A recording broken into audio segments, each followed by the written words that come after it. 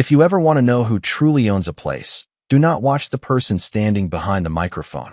Watch the person everyone else is trying to keep away from the paperwork. By the time Deputy Aaron Caldwell reached the stage, nearly 80 people had gathered inside the great room of Blackwood Ridge Lodge. Fresh coffee filled the air, soft music drifted through hidden speakers, and blue banners stretched across the hand-hewn timber beams announcing Pine Crest Executive Retreat, building our shared future.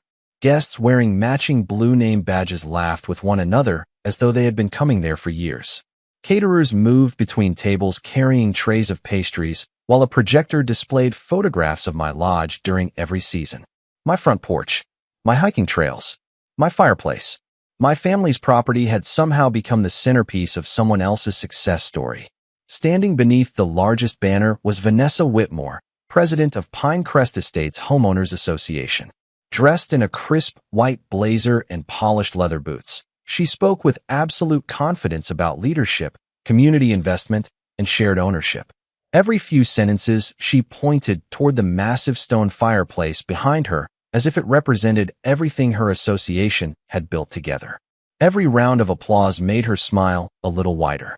She looked exactly like someone introducing guests to a place she believed belonged to her. Then the front doors opened. Deputy Aaron Caldwell entered with two deputies walking calmly a few steps behind him. Most guests barely noticed them. Vanessa did. In fact, she smiled the moment she saw Aaron approaching the stage. She actually looked relieved. She believed law enforcement had finally arrived to remove the only person who had spent the day asking questions she could not comfortably answer. Aaron walked past every row of chairs without looking in my direction. He stepped onto the platform, reached toward the sound system, switched off the wireless microphone, and allowed the silence to settle naturally across the room. Even the projector suddenly sounded loud. Nearly 80 people turned toward the stage at exactly the same moment. Volunteers stopped handing out coffee. Caterers paused beside the buffet tables. A young staff member quietly lowered a sign reading members only that had been standing beside the hallway leading to the guest rooms. That small sign caught my attention because it summed up the entire weekend. Someone had convinced dozens of innocent people that they had the authority to decide who belonged on my property. Aaron looked across the audience before speaking. Ladies and gentlemen, this event is being suspended while ownership records are being reviewed. Please leave all association registration materials, payment records, contracts, promotional materials, and event documents where they are until that review is complete. Confused whispers spread immediately. Several guests looked toward Vanessa for reassurance. Others glanced at the banners overhead as though trying to understand what could possibly be wrong. Vanessa recovered almost instantly. Her smile returned before anyone else had the chance to react. "Deputy," she said confidently, "there has been a misunderstanding. Blackwood Ridge Lodge is reserved exclusively for Pine Crest members this weekend under a fully executed property agreement." She lifted a thick leather portfolio from the podium and held it high enough for nearby guests to notice. Several members of the HOA board visibly relaxed. One even folded his arms with a satisfied smile, as though the conversation had already been settled. I remained exactly where I had been standing beside the old stone fireplace my father built nearly 40 years earlier. My hand stayed inside the pockets of my canvas jacket. I did not interrupt Vanessa. I did not correct her. 3 days earlier, I had learned something important about people who rely on false authority. The more certain they become, the more evidence they create. Aaron extended his hand. "May I review the agreement?" Vanessa immediately handed him the portfolio. While Aaron quietly turned one page after another volunteer approached a guest carrying a camera. "Photography during presentations is limited to registered members," she whispered politely. The guest apologized and lowered the camera without asking another question. Another tiny piece of evidence. Even the volunteers believed the association had the authority to control what people could document inside my own lodge. Aaron reached the final page of the agreement and stopped. He studied it carefully without saying a word. Vanessa finally broke the silence. "Everything is there," she said. "The previous owner signed the agreement personally." I spoke for the first time since the deputies entered the room. My voice was calm enough that several guests leaned forward just to hear it. "Deputy," I said, "before you read anything else, would you mind taking a closer look at the signature page?" Aaron lowered his eyes back to the document. Vanessa's smile did not disappear completely, but for less than a second something changed. It was barely noticeable. A tiny hesitation around her eyes. The kind that appears when someone suddenly remembers one detail they hoped nobody else would ever notice. Nobody else in that room recognized it. I did. Because 3 days earlier, that same signature had already told me a story that could not possibly be true. 3 days earlier, Blackwood Ridge Lodge was exactly the way it had always been whenever I returned from town. Quiet. The only sounds were the wind moving through the tall pines and the creek winding below the eastern ridge.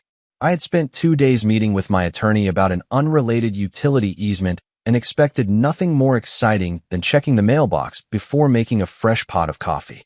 I was wrong. The moment I turned onto my private gravel road, everything changed. A line of luxury sport utility vehicles stretched nearly a quarter of a mile along the shoulder. Every parking space near the lodge was already full. A charter bus idled beside my entrance gate, while volunteers unloaded rolling suitcases, presentation displays, catering supplies, floral arrangements, and stacks of branded welcome boxes.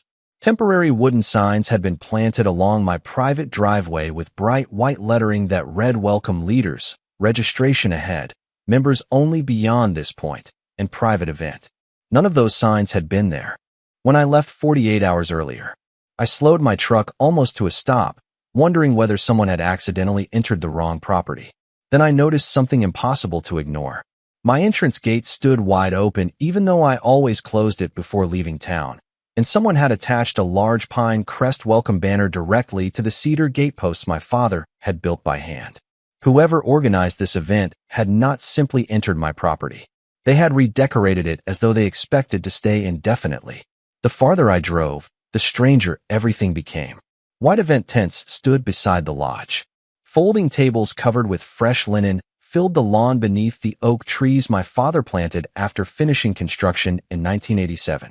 Caterers carried trays of breakfast pastries through the front doors while another crew unloaded speakers, projection screens, floral arrangements, and expensive lighting equipment. Decorative flags lined the stone walkway leading to the entrance. Nobody looked nervous. Nobody acted like they were trespassing. They moved with the confidence of people who believed every inch of the property had been reserved months in advance. Before I had even closed the truck door, a cheerful young volunteer wearing a blue pine crest badge approached with a clipboard and an enthusiastic smile. "Good morning," she said. "Welcome to the executive retreat. Registration is just inside. If you have not checked in yet, we can print your badge in less than a minute." I thanked her politely. She never asked who I was. She assumed I belonged there because everyone arriving that morning had apparently received the same welcome. As I started walking toward the lodge, another volunteer stepped in front of me with a friendly smile. "Sir, once you check in, please wear your badge where it is visible at all times. The guest rooms, conference areas, and hiking trails are reserved exclusively for registered members." I almost laughed, but instead I simply nodded. I was being politely instructed how to access my own property. That small exchange told me something important. Whoever organized the retreat had convinced every volunteer that the association possessed complete authority over Blackwood Ridge Lodge. As I reached the front porch, another detail immediately caught my attention. A professionally designed display featured framed photographs of my lodge during every season of the year. Spring wildflowers beside the porch, summer sunsets from the overlook, autumn leaves surrounding the fishing pond, snow covering the roof in winter. Every image had been professionally edited to remove anything identifying the Mercer family. Beneath the photographs sat a polished brass plaque reading Pine Crest Leadership Campus, established for our members. It looked less like event advertising and more like a permanent ownership display. Inside, the transformation was even more remarkable. The great room had become a conference center. Rows of rented chairs faced a temporary stage. Large projection screens flanked the stone fireplace my father had spent nearly an entire summer building. Volunteers handed out welcome packets while soft instrumental music drifted through hidden speakers. Guests complimented the scenery, thanked staff members for selecting such an incredible venue, and openly discussed returning next year. Nobody questioned who actually owned the lodge because everything around them suggested the answer had already been settled. Near the registration desk, I quietly picked up one of the glossy welcome folders.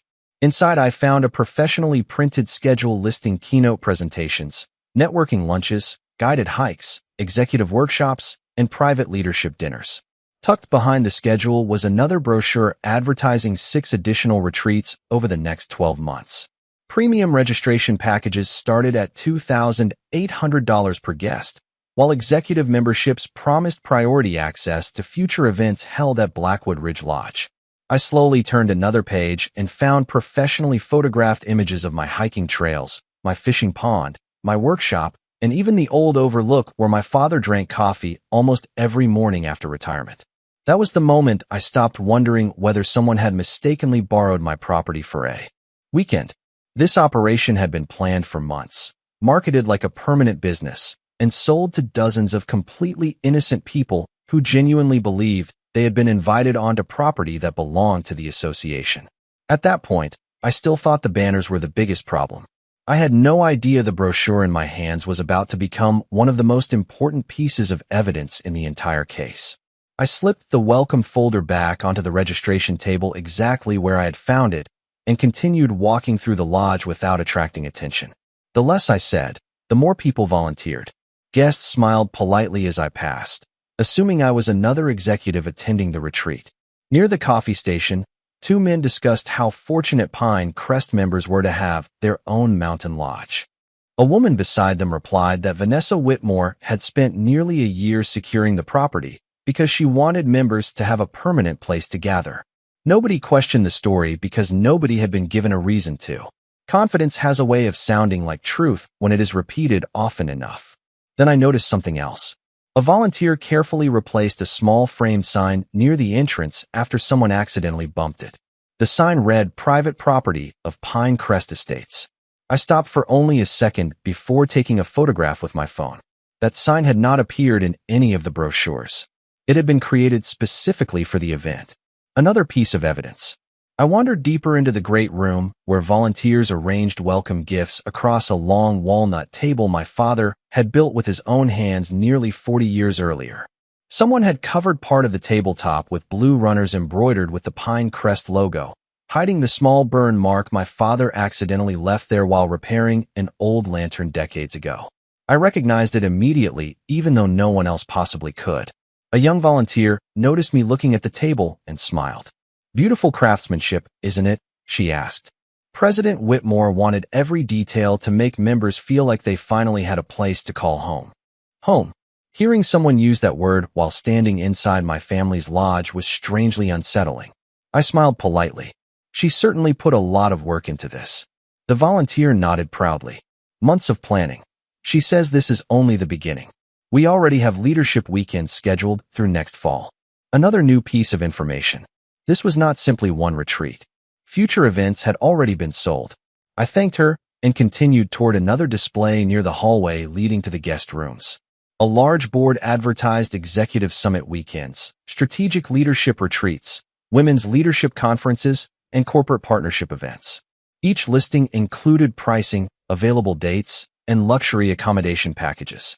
Beside the display sat a framed sign with a large QR code inviting guests to reserve next year's retreat immediately. I scanned it with my phone without completing the reservation.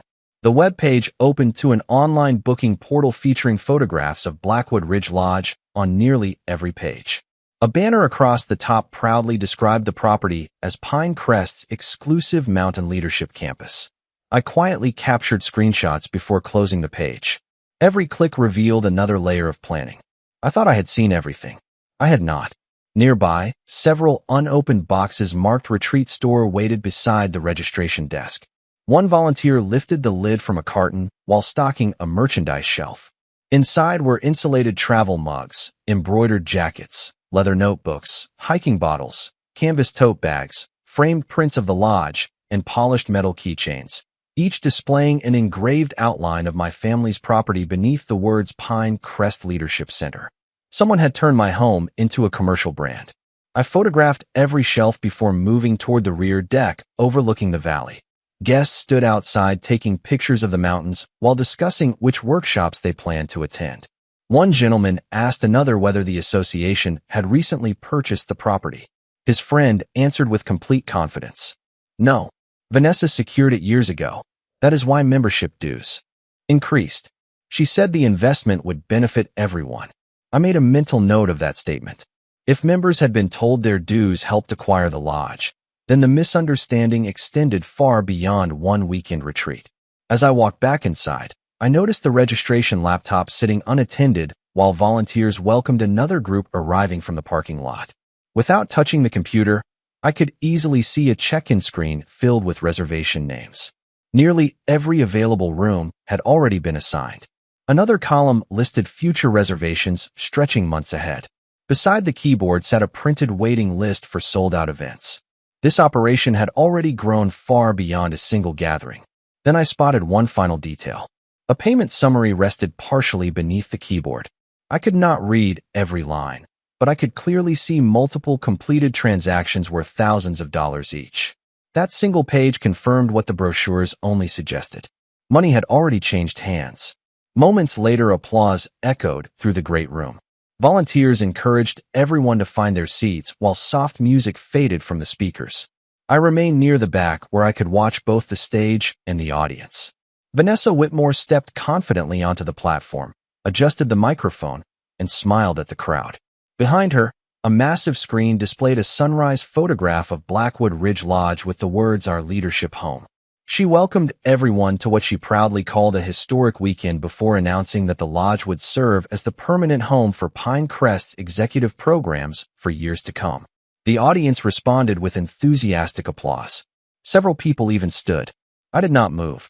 Every promise she made, every future retreat she announced, every reference to long-term ownership quietly answered another question I had been asking myself since arriving.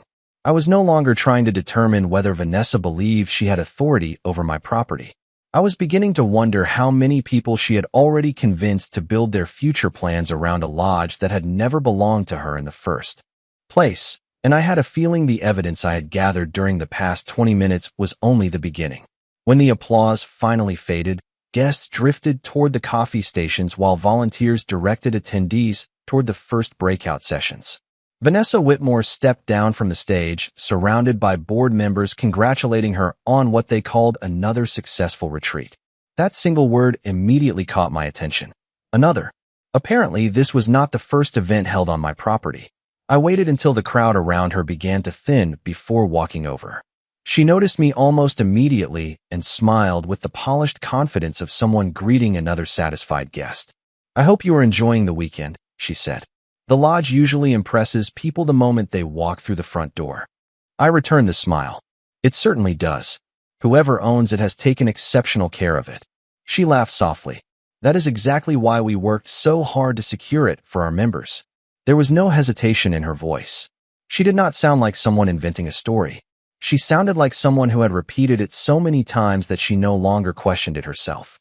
"During your presentation," I said, "you mentioned this will become Pinecrest's permanent leadership center." "That is correct," she replied proudly. "Our board invested a great deal of time making this possible." Then I noticed something else. A volunteer approached us carrying a clipboard.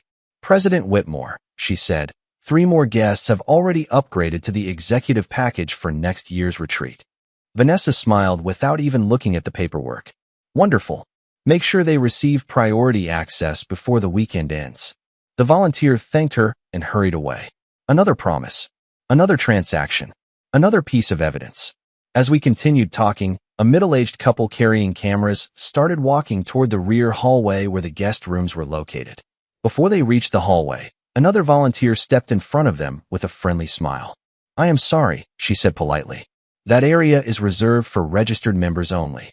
Please, remain inside the approved conference spaces." The couple apologized immediately and turned around without asking another question. Vanessa watched the exchange with obvious satisfaction before looking back at me. "Good organization keeps everything running smoothly," she said. "People appreciate clear boundaries." I almost smiled at the irony. I imagine they do. Then I asked the simplest question I could think of. Out of curiosity, who actually owns Blackwood Ridge Lodge? Her answer came without even a moment of hesitation. The association controls the property through a fully executed agreement with the previous owner. Complete confidence. No uncertainty. No pause. I nodded politely. "Would you mind if I looked at the agreement?" Instead of becoming defensive, she almost seemed pleased that I had asked. Of course, she replied. Transparency is important to us. She opened the familiar leather portfolio she had been carrying throughout the day and carefully removed a neatly organized packet secured with a binder clip. The first page looked exactly like countless property agreements I had reviewed over the years. Legal descriptions, parcel references, formal contract language, notary acknowledgments. At first glance, it appeared completely legitimate. Most people would have stopped reading after seeing the official formatting. I never do. I slowly turned each page while Vanessa stood quietly beside me with folded arms, completely relaxed. She looked less like someone worried about being questioned and more like someone expecting praise for keeping excellent records. Then I reached the final page. My eyes settled on the owner's signature. I read the name once.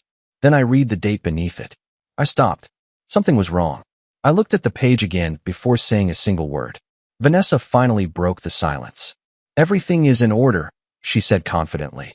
Thomas Mercer personally approved community access before we expanded our leadership program. She had just answered a question I had never asked. That interested me almost as much as the signature itself. I quietly handed the agreement back to her. Interesting document, I said. She smiled again. I told you there was nothing unusual about it. I slipped my hands into my jacket pockets and looked directly at her. You may want to verify one detail before your afternoon keynote. She tilted her head slightly. What detail? My voice remained calm enough that no one standing nearby paid the slightest attention to our conversation. You should probably check the date Thomas Mercer passed away. For the first time all day, the confidence in her expression shifted. It lasted less than a heartbeat, just enough for her eyes to lose focus before the smile returned. She gave a quiet laugh.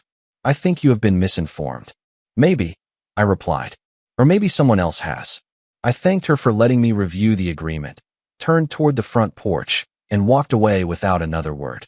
There was no reason to explain what I had noticed.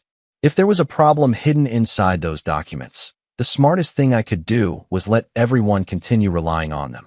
The longer they relied on that agreement, the stronger the documentary trail would become.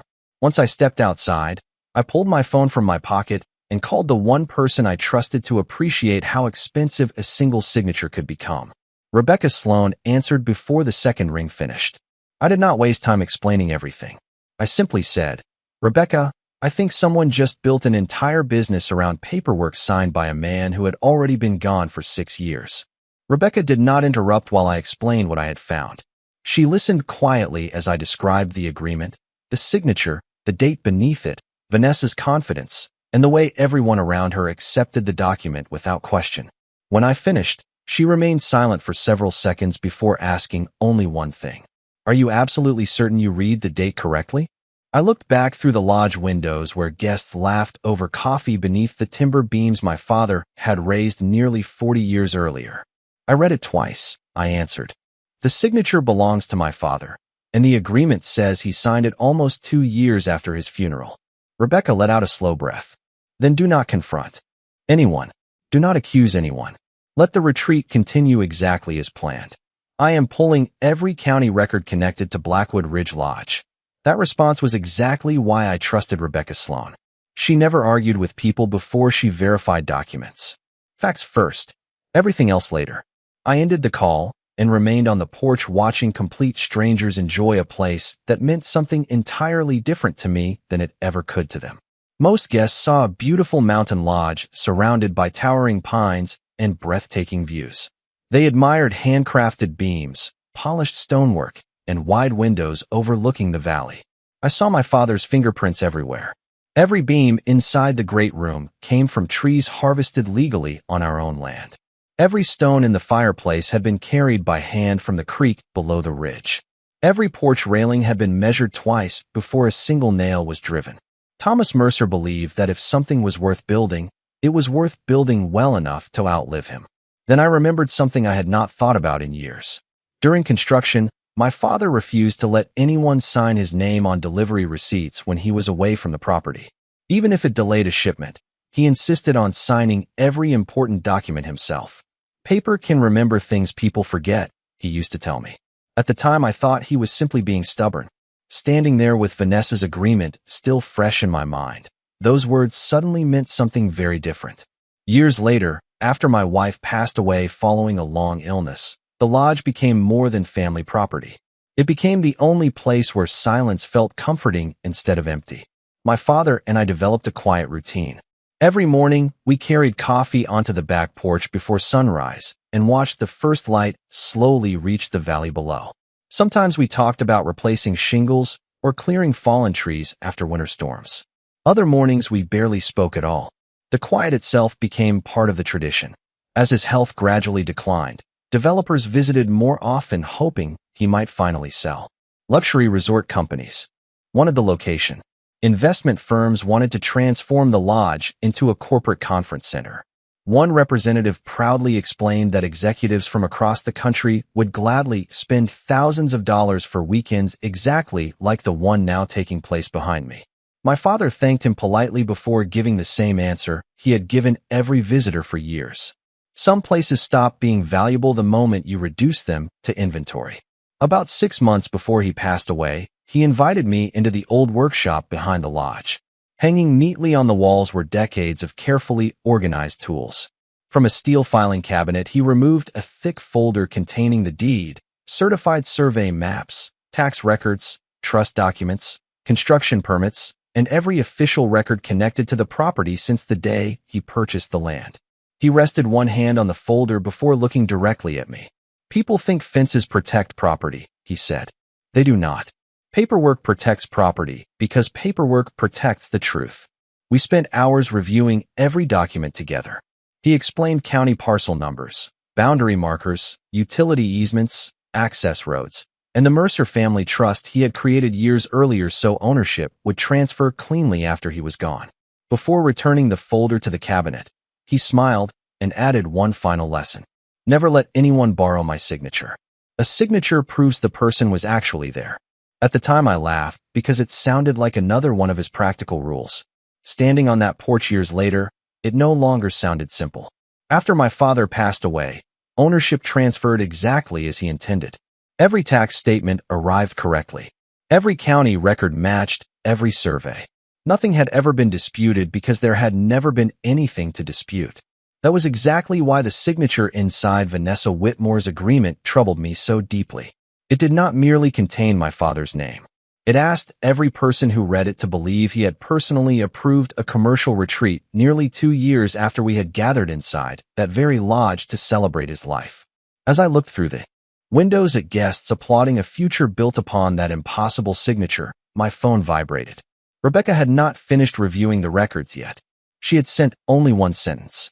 "Daniel, I think I just found where they copied it from." Rebecca called less than 20 minutes later. I answered before the first ring had fully ended. "You were right," she said without any introduction. "And it is worse than either of us expected." I remained silent. Rebecca had a habit of laying out facts in the order they mattered most. I pulled the certified copy of the original emergency access agreement from the county archive, she continued. Then I compared it page by page with the document Vanessa showed you. I walked slowly toward the old workshop behind the lodge, away from the conversations drifting across the lawn. "What did you find?" Large portions of the agreement are identical. Entire paragraphs were copied almost word for word. Someone replaced emergency vehicle access with community access, replaced temporary access during declared emergencies with permanent leadership activities, and left most of the legal formatting exactly the same. I stopped beside the workshop door. "And the signature?" There was a brief pause. "Daniel, the signature appears to have been reproduced from the original county document. The placement, spacing, and angle are almost identical. It does not look like someone signed your father's name. It looks like someone copied it." I slowly looked back toward the lodge where guests laughed beneath banners carrying the Pine Crest logo. The entire weekend had been built around paperwork that appeared to begin with a legitimate county record before becoming something completely different. Then Rebecca added something I had not been expecting. "That is not even the biggest problem anymore." "What do you mean?" While comparing the documents, I searched the association's public event listings. I waited. Blackwood Ridge Lodge is being advertised as Pine Crest's permanent leadership campus on multiple promotional pages. 6 additional retreats are already listed as sold out. I closed my eyes for a moment. Sold out? Yes, based on the published Registration prices, advance reservations alone appear to exceed $180,000. For a few seconds I said nothing. I had spent the morning thinking this was about one unauthorized weekend. Rebecca had just shown me it was an ongoing commercial operation. Before I could respond, another call came through. It was the security company that monitored the lodge whenever I traveled. I answered immediately. "Mr. Mercer," the manager said, "I wanted to confirm whether you recently reactivated an old contractor access code." "No," I answered. "Which code?" "Mark Ellison's." I remembered Mark immediately. He had handled seasonal maintenance years earlier before retiring. His access credentials should have been removed long ago. "Can you send me the complete gate history?" I asked. "Already doing it." Less than a minute later, the report appeared in my email. I opened it while standing outside the workshop. The entries stretched back almost 3 months. Landscaping trucks, catering companies, furniture rentals, audio suppliers, portable restroom deliveries, printing services. Every visit had been logged using the same inactive contractor code. The retreat had not appeared over a single weekend. It had been assembled piece by piece for months. I immediately forwarded the report to Rebecca. She called again before I even reached the porch. "These logs are exactly what we needed," she said. "Now we can establish a preparation timeline that begins long before the first guest arrived." Every delivery supports the same conclusion. I looked toward the registration area where another volunteer was encouraging guests to scan a QR code before leaving. "There is one more thing," I said. "They are still accepting reservations." "Good," Rebecca replied. "Let them continue." I laughed quietly. "Most lawyers would tell me to stop this immediately." "Most lawyers would," she answered. "But right now, every brochure they distribute, every reservation they accept, every payment they process, and every statement Vanessa makes creates another piece of documentary evidence. They believe they are building a successful business. In reality, they are building a timeline." I watched a couple smiling as they completed a reservation for next year's retreat before placing their confirmation inside a welcome folder. They had no reason to suspect anything was wrong. They were trusting what every sign, brochure, banner, and presentation told them. That realization bothered me far more than the banners themselves. The guests were not taking advantage of my property. They were being misled along with everyone else. "What do you want me to do now?" I finally asked. Rebecca answered without hesitation. "Go back inside. Listen more than you speak. Ask only the questions you already know the answers to. If Vanessa believes everything is legitimate, she will gladly confirm it herself. And when the time comes, her own words will connect every document we already have. Sometimes the strongest evidence is not found in a courthouse. Sometimes it walks onto a stage, picks up a microphone, and volunteers everything you needed to prove." Rebecca called one final time just before the afternoon keynote began. "Everything we need is finally in place," she said. "But there is still one piece of evidence no county record can ever provide." I already knew what she meant. Her own words. "Exactly," Rebecca replied. "Right now we have the certified deed, the trust records, the original emergency access agreement, the copied legal language, the gate access logs, the booking website, the reservation estimates, and the preparation timeline. What we do not have is Vanessa personally connecting herself to every decision. Do not accuse her. Do not challenge her. Ask simple questions and let her answer them. The less you say, the more she will volunteer. My father used to tell me that people become careful when they think someone is trying to expose them, but they become careless when they believe someone is admiring their success. Vanessa had spent the entire day surrounded by applause. She had no reason to expect one more conversation would be any different. I slipped my phone back into my jacket pocket and walked toward the lodge. The afternoon crowd had grown even larger. More guests had arrived from nearby hotels. Volunteers were welcoming late registrations. And another stack of blue name badges sat neatly beside the registration desk. A large display near the entrance now read only a few spaces remain for next year's leadership retreats. Another volunteer encouraged guests to reserve their place before leaving the property. Every few minutes, the registration laptop chimed with another completed reservation. Every confirmation represented another promise built upon property the association did not own. Inside the great room, a professionally produced video played across the projection screen. Executives hiked my trails, shared meals beside my fireplace, stood on the overlook where my father used to drink coffee every morning, and gathered beneath the timber beams he had raised with his own hands. The final image appeared in bold letters across the screen. Your leadership home for years to come. The audience applauded enthusiastically as Vanessa Whitmore stepped back onto the stage. She thanked everyone for believing in Pinecrest's long-term vision before smiling confidently at the crowd. This weekend is only the beginning, she announced. Our board has spent years creating a permanent destination where future leaders can gather, grow, and build lasting relationships. More applause followed. She continued without hesitation. Because of your incredible support, we have expanded next year's retreat calendar, increased executive membership opportunities, and secured this location for the foreseeable future. Several guests immediately scanned the reservation QR code projected behind her. Others opened the booking page on their phones. Another volunteer quietly celebrated yet another completed reservation. Every promise Vanessa made became another piece of evidence. Every reservation reinforced another claim of authority. When the presentation ended, attendees formed a line to thank her personally. Some wanted photographs. Others wanted information about future retreats. I quietly joined the end of the line and waited. By the time I reached the front, only a handful of board members remained nearby.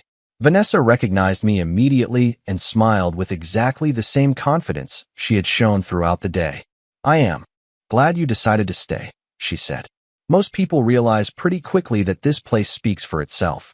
It certainly does, I replied. Actually, there is one final detail I wanted to understand.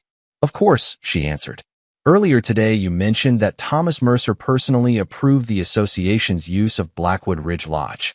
She nodded immediately. That is correct. Just so I understand completely, I continued. Are you personally confirming that he authorized Pinecrest Estates to conduct leadership retreats, advertise this property, sell future reservations, and operate these programs here? Absolutely, she replied without the slightest hesitation. Everything was negotiated properly before we expanded the program. None of these events would exist without his approval. One board member standing beside her smiled proudly and nodded in agreement. Another added, President Whitmore handled the entire process herself. I had not expected that answer, but Rebecca certainly would appreciate it. A guest waiting behind me quietly lowered the brochure he had been reading. Another attendee, hoping to record a short greeting for coworkers back home, unknowingly captured our entire conversation on video. Vanessa never noticed. She believed she had answered another routine question from another interested guest. Instead, she had personally confirmed the agreement, accepted responsibility for the claimed authorization, connected herself to the future reservations, reinforced the association's ownership claims, and publicly repeated that my late father had approved everything. No document could have tied the evidence together more effectively than those few confident answers. I thanked her for her time and stepped away without another word. Before I reached the back of the room, my phone vibrated.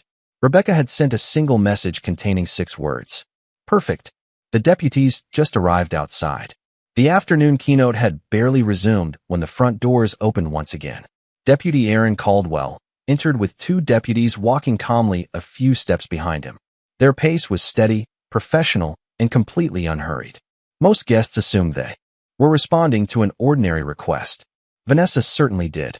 She smiled the moment she saw Aaron approaching the stage, clearly expecting him to remove the only man who had spent the day asking inconvenient questions.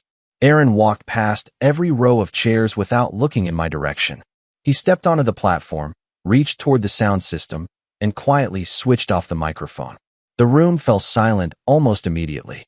Even the projector suddenly sounded loud. Nearly 80 guests turned toward the stage.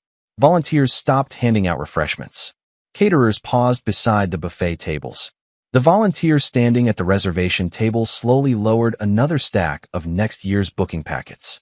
Aaron looked across the audience before speaking in the same calm voice I had heard him use during every property dispute he had ever handled. Ladies and gentlemen, we need to pause today's event while ownership records are reviewed. Please leave all association registration materials, payment records, promotional materials, contracts, reservation documents, and electronic registration devices where they are until that review is complete. Confused whispers spread throughout the lodge. Several guests immediately looked toward Vanessa, expecting another confident explanation. She recovered almost instantly. "There is no reason for concern," she announced with a reassuring smile. "Everything has already been documented. Our association has a fully executed agreement authorizing our use of this property." She lifted the familiar leather portfolio from the podium and confidently handed it to Aaron. Several members of the HOA board visibly relaxed. One even smiled toward the audience as though the interruption would soon confirm everything Vanessa had been saying all weekend. Aaron accepted the portfolio without comment and slowly reviewed each page. Nobody interrupted him. Nobody needed to. A few moments later, the front doors opened again. Rebecca Sloan entered carrying a thick accordion file filled with certified county records. She joined Aaron at the podium and quietly placed the documents beside Vanessa's agreement. First came the certified deed, identifying the Mercer Family Trust as the recorded owner of Blackwood Ridge Lodge. Then came the official parcel map confirming the property boundaries. Next came the original emergency access agreement from the county archive. Finally, she placed Thomas Mercer's death certificate beside the remaining documents. The room became completely silent. Guests who had expected another leadership presentation now found themselves watching official property records being compared one page at a time. Aaron reached the signature page of Vanessa's agreement before opening the original emergency access agreement to the corresponding page. Rebecca placed the certified comparison beside both documents. "The county has confirmed these records," she explained calmly. "Mr. Mercer passed away 6 years ago.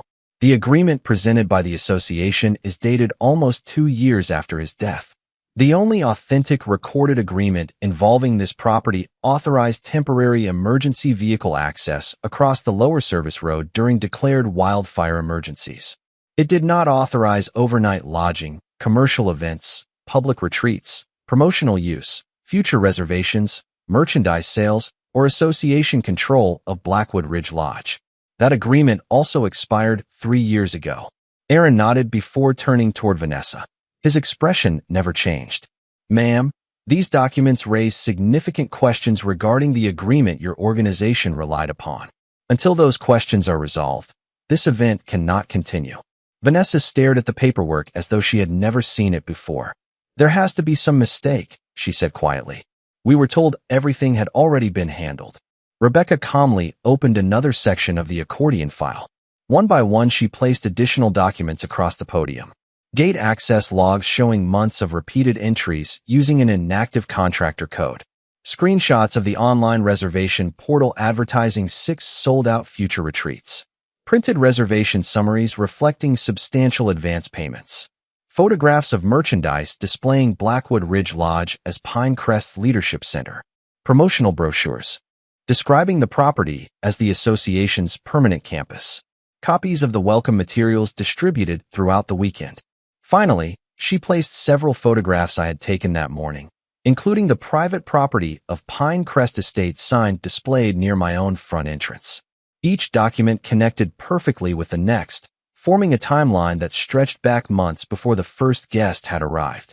Aaron reviewed the evidence without rushing before looking toward the audience once more. At this time, he said calmly, "The ownership representations made during this event do not match the official county records. We are asking everyone to conclude today's program in an orderly manner while these matters are reviewed." Nobody argued. There was nothing left to defend. One guest quietly folded the reservation form he had been completing for next year's retreat. Another removed the blue pine crest badge from around his neck and placed it on the registration table. A volunteer slowly lowered the framed sign inviting guests to reserve next year's event. Another reached above the fireplace and carefully removed the large banner reading Pine Crest Leadership Center.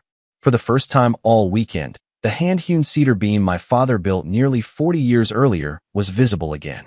The applause had disappeared. The confidence had disappeared. Even the board members who had stood proudly beside Vanessa began stepping quietly away from the stage. Nobody raised a voice. Nobody needed to. The documents had already answered every important question long before anyone realized they should have been asking them. For several long seconds, nobody moved. Guests looked from the certified county records spread across the podium to the glossy retreat brochures still resting in their hands, then back to Vanessa Whitmore, waiting for an explanation that never seemed to arrive. The confidence she had carried throughout the entire weekend slowly faded into visible uncertainty. She opened the leather portfolio once more, turning page after page as though another document might suddenly appear and change what everyone had just witnessed. Nothing did. Rebecca Sloan quietly gathered the certified records into a neat stack before addressing the room in the same calm tone she had maintained all afternoon. The ownership of Blackwood Ridge Lodge has never changed. The Mercer Family Trust remains the only recorded owner, and there is no valid recorded agreement authorizing Pinecrest Estates to advertise, reserve, manage, or operate commercial events on this property. Deputy Aaron Caldwell nodded before addressing the audience. Ladies and gentlemen, today's event has concluded. Please collect your personal belongings in an orderly manner. If you have questions regarding registration fees, future reservations, promotional materials, or payments already made, those questions should be directed to the organization that accepted them. Nobody argued. There was nothing left to debate. A gentleman standing near the front slowly lifted one of the glossy brochures and quietly read the headline aloud. Pinecrest proudly owns and operates Blackwood Ridge Lodge as its permanent leadership campus. He lowered the brochure and looked directly at Vanessa. Is any of this actually true? She opened her mouth to answer, but no words came. Before she could recover, another guest raised the reservation confirmation displayed on his phone. My company approved almost $5,000 for next year's retreat because we believed your association owned this property. A woman standing beside him added softly, My husband and I renewed our membership because this lodge was the reason we stayed. Around the room, people stopped looking toward the stage and started looking at one another. One guest unclipped the blue Pinecrest badge from around his neck and placed it gently on the registration table. Another followed, then another. Within moments, a growing stack of abandoned badges rested beside the untouched welcome folders. One HOA board member quietly removed his identification pin and slipped it into his jacket pocket before walking toward the exit without saying a word. Another folded the display advertising next year's executive retreats and carried it away in silence. Nobody defended the brochures anymore. Nobody repeated the ownership claims. The story that had filled the room all weekend had quietly come apart under the weight of the records lying on the podium. The volunteers who had welcomed everyone that morning began removing banners from the timber beams. One young volunteer paused beside me while carefully folding the large banner that had covered my father's cedar beam all weekend. I am so sorry, she said quietly. We honestly believed everything we were told. I smiled gently. I know you did. None of this was your promise to keep. She nodded, thanked me, and carried the folded banner outside. That conversation meant more to me than any dramatic apology ever could have. The volunteers had never been my opponents. Neither had the guests. They had trusted what looked official, sounded convincing, and appeared to be supported by paperwork. As people slowly gathered their luggage, several stopped to shake my hand before leaving. One elderly gentleman looked around the great room and smiled. You never raised your voice once. I smiled back. I did not need to. The records had been speaking all along. Someone finally decided to read them. He laughed softly before wishing me well and walking toward the parking area. By late afternoon, Blackwood Ridge Lodge was quietly becoming itself again. Audio technicians disconnected speakers. Caterers packed away untouched desserts. Registration tables disappeared. Decorative flags came down. Volunteers removed every Pinecrest sign from the property. Through the front windows, I watched the temporary welcome displays being loaded into trailers one after another until the entrance road looked exactly the way my father had left it years earlier. During the following weeks, every advertisement featuring Blackwood Ridge Lodge disappeared from the association's promotional materials. The online reservation portal was taken offline. Future retreats scheduled at the lodge were canceled.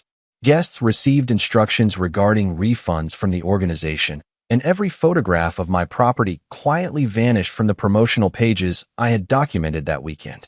I replaced every gate access code, upgraded the security system, and installed a simple cedar sign beside the entrance road that read private property. Authorized access only. It was not meant to challenge anyone. It simply reflected the truth. A few mornings later, I carried a cup of coffee onto the back porch just before sunrise. The valley below was quiet again. Wind moved gently through the pine trees, and the first light slowly reached the overlook where my father and I had spent so many peaceful mornings together. I thought about the afternoon he placed that thick folder of deeds, surveys, and county records into my hands inside the workshop. At the time, I believed he was teaching me how to protect a piece of land. Standing there after everything that had happened, I finally understood what he had really been protecting. It was never just the lodge. It was the truth attached to it. Buildings can be decorated. Signs can be replaced. Banners can be hung. Stories can be rehearsed.